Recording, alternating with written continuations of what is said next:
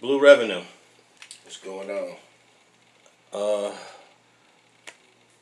Well, I want to start off with just tell the people your name, Blue Revenue. How'd you get the name, and where you originally from? We're gonna go back to the beginning. Right.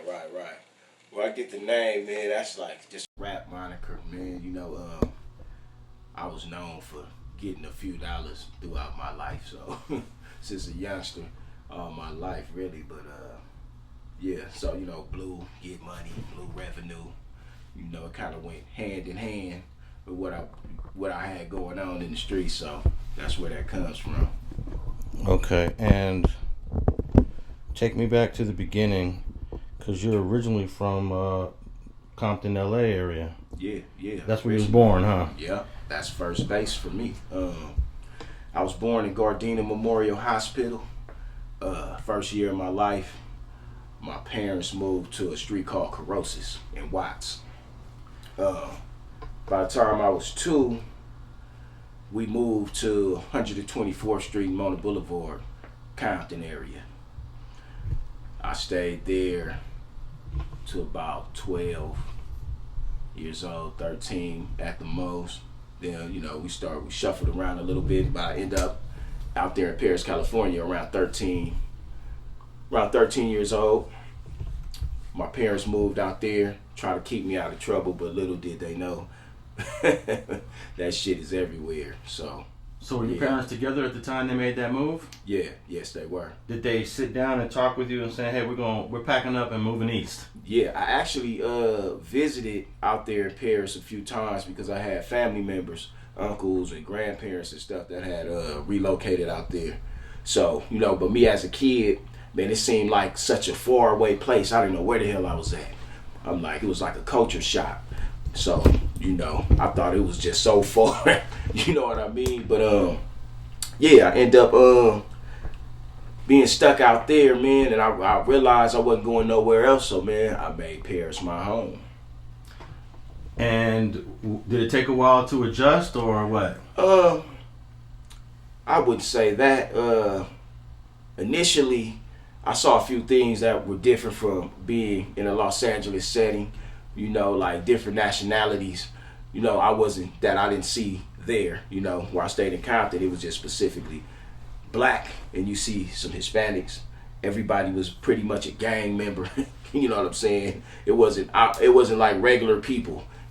I never really saw regular. You was either like a Jehovah's Witness or you was a Crip over there or SA. So I wasn't used to seeing regular people. So when I got to Paris, I got to see a little bit of that. But then I end up, not shortly after being there, end up maneuvering around the town a little bit and start seeing that, oh, all right, these apartments over here, we got these kind of people over here. We got niggas just like it out there doing the same shit.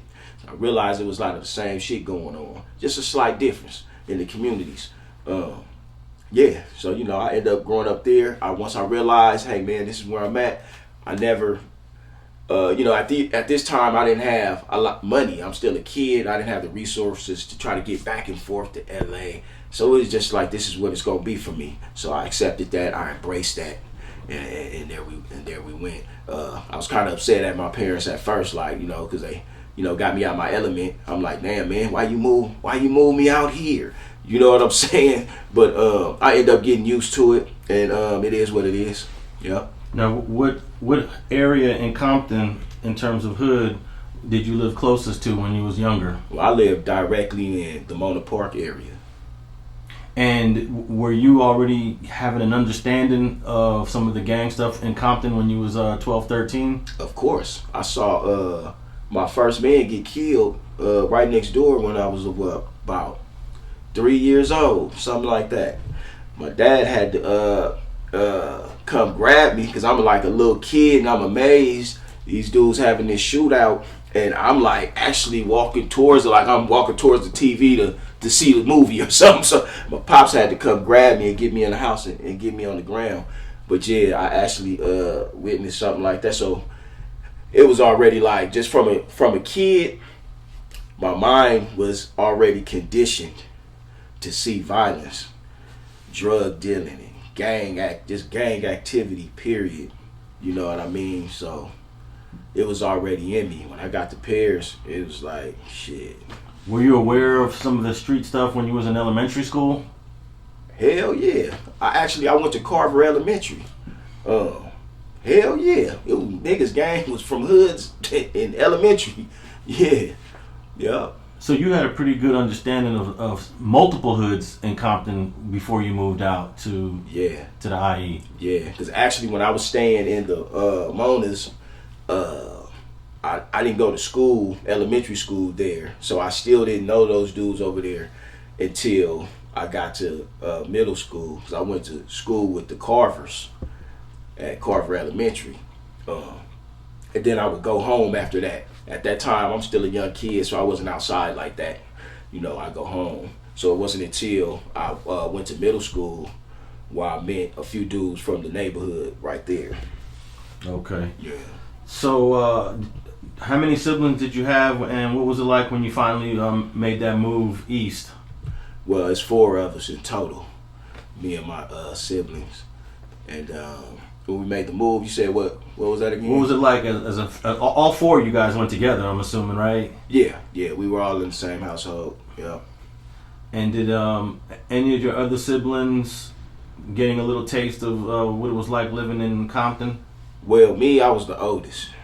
So me being so young, they were younger than me, so they didn't really, I mean, they seen, but like, as far as experience, and probably, I wouldn't really say so, you know what I mean, because they were younger than me. And did you ever talk to your parents? Did they clearly communicate they wanted to move out just for a better life? Was that the goal? Yeah, that's the goal. That was the goal. I was actually starting to get my feet wet in the neighborhood over there. I didn't get a chance to really, do my thing like how I thought it was, because they moved. They saw that, so I believe that was probably part of the reason. They got wind I was trying to, interested in this gang banging. You know what I mean? I was trying to claim the hood over there and all that, so they hurried up, got me up out of there. You know what I mean? Before I could even actually get busy over there like that or meet the hood, everybody from the hood. You know what I'm saying? I didn't get a chance to do that because they got me up out of there too quick.